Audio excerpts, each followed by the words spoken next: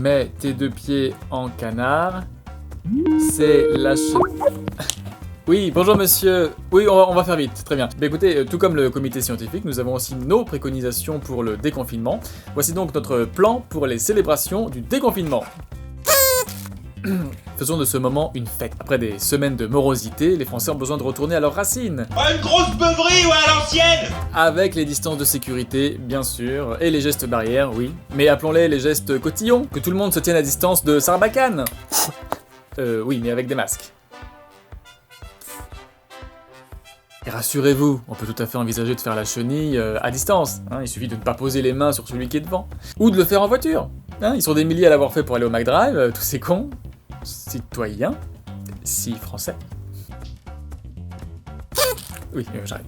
Mais il faut marquer le coup pour cette grande libération. Enfin, nouvelle libération. D'ailleurs, à 3 jours près, on aurait pu faire un doublon. Dehors les boches, dehors les mioches. France alitée, France déprimée, France déconfinée. Bon, au début, on avait pensé à Johnny, la Tour Eiffel, un grand rassemblement populaire.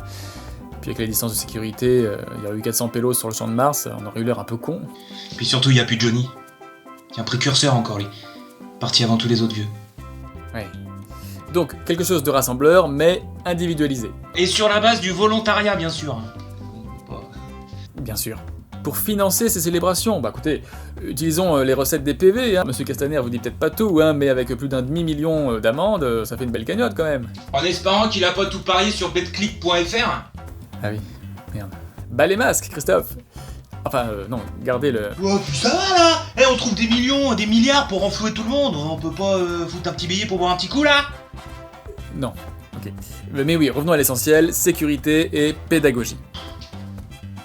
Et au vu des actualités récentes, nous songeons à lancer une nouvelle édition de Choupi veut boire de l'eau de Javel, et de rééditer des visuels pour les transports en commun. Hein. Attention, ne mets pas ta langue sur la barre, sinon tu vas tousser très fort.